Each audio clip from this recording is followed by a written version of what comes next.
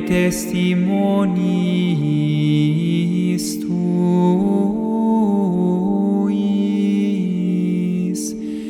in conspectu regum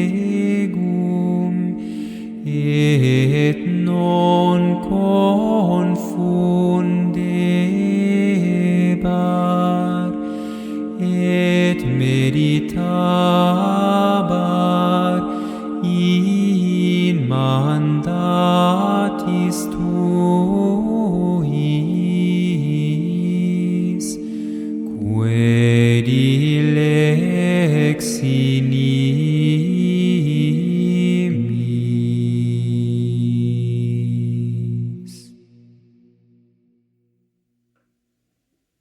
9 de maio de 2025. Atos dos Apóstolos. Os Apóstolos perante o Sinédrio. Capítulo 5, versículo de 21 a 33. Assim como chegaram, o sumo sacerdote e os que estavam com ele convocaram o Sinédrio e todo o conselho dos anciãos dos filhos de Israel e mandaram chamar os apóstolos à prisão. Quando os oficiais chegaram, porém, não os encontraram lá. Tendo regressado para dar a notícia, encontramos a prisão fechada, bem guardada e as sentinelas de pé nos portões, mas quando a abrimos não encontramos ninguém lá dentro. Ao ouvirem estas palavras, os oficiais do templo e os chefes dos sacerdotes ficaram perplexos com o que lhes havia acontecido. Um deles aproximou-se e anunciou-lhes: Os homens que vós prendestes estão no templo e ainda estão a ensinar o povo. Então, o chefe dos oficiais foi com os seus agentes e trouxe-os, mas sem recorrer à força, pois temiam que o povo os apedrejasse. Conduziram-nos para fora e levaram-nos ao Sinédrio. O sumo sacerdote interrogou-os: Proibimos terminantemente que ensineis com esse nome, mas vós enchestes Jerusalém com a vossa doutrina e quereis trazer o sangue desse homem sobre nós. Pedro e os apóstolos responderam: Devemos obedecer a Deus e não aos homens.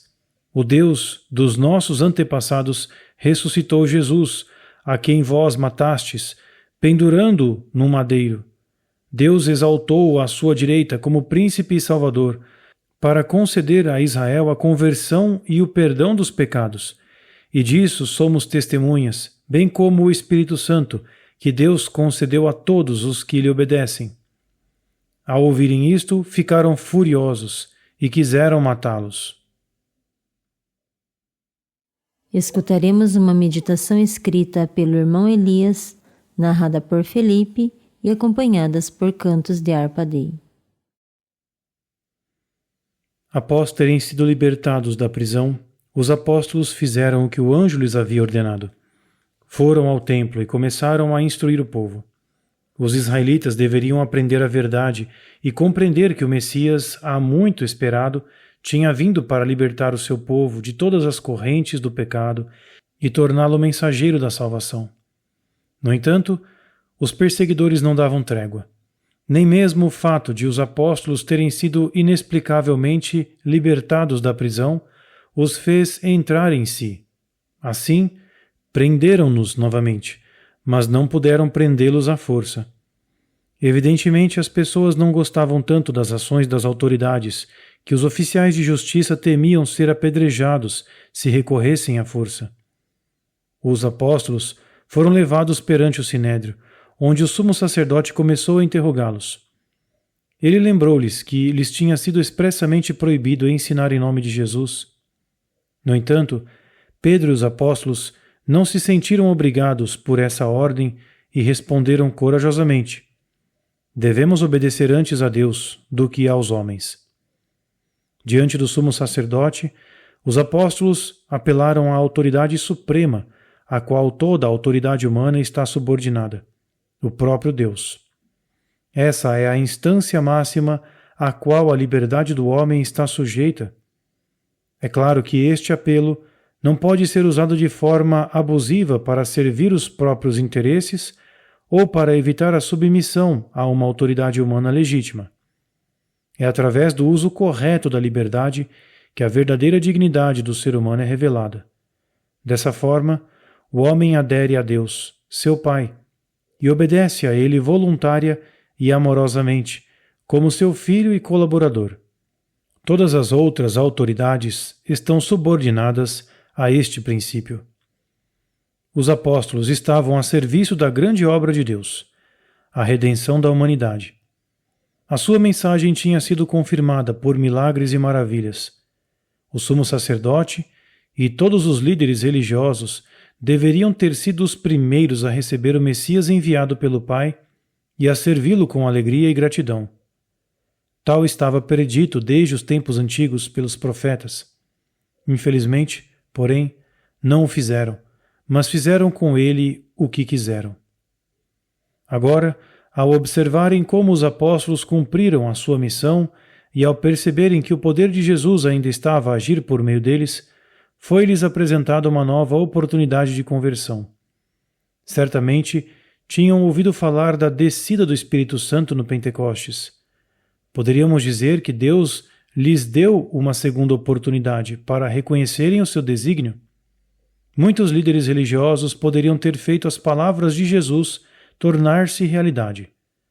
Todo escriba instruído no reino dos céus é semelhante a um homem, dono da própria casa, que tira do seu tesouro coisas novas e velhas, bem como as do Antigo Testamento. Os instruídos resplandecerão como o fulgor do firmamento, e os que tiverem ensinado a justiça à multidão, como as estrelas, para todo sempre. Infelizmente, a realidade era diferente. Embora os apóstolos tenham dado um testemunho claro, fazendo-os ver que com a vinda do Senhor Jesus lhes foi oferecida a conversão e o perdão dos pecados, e que Deus daria o Espírito Santo a todos os que lhe obedecessem, o coração dos seus acusadores permaneceu fechado. Longe de se converterem ao ouvir a mensagem dos apóstolos, ficaram furiosos e queriam matá-los. Que tragédia humana e que rejeição do amor de Deus testemunhamos nas ações do sumo sacerdote e daqueles que estavam com ele. No entanto, o que nos sustenta, apesar de tudo, é o amor inesgotável de Deus, que não desiste de lutar pelo homem e continuará a procurá-lo até ao fim dos tempos. No canto de hoje, ouvimos as palavras do Salmo 119. Diante dos reis falarei de vossas prescrições, e não me envergonharei. Encontrarei minhas delícias em vossos mandamentos, porque os amo. Loquebar de testimoniis tuis in conspectu regum et non confundebar et meditabar in mandatis tuis, quae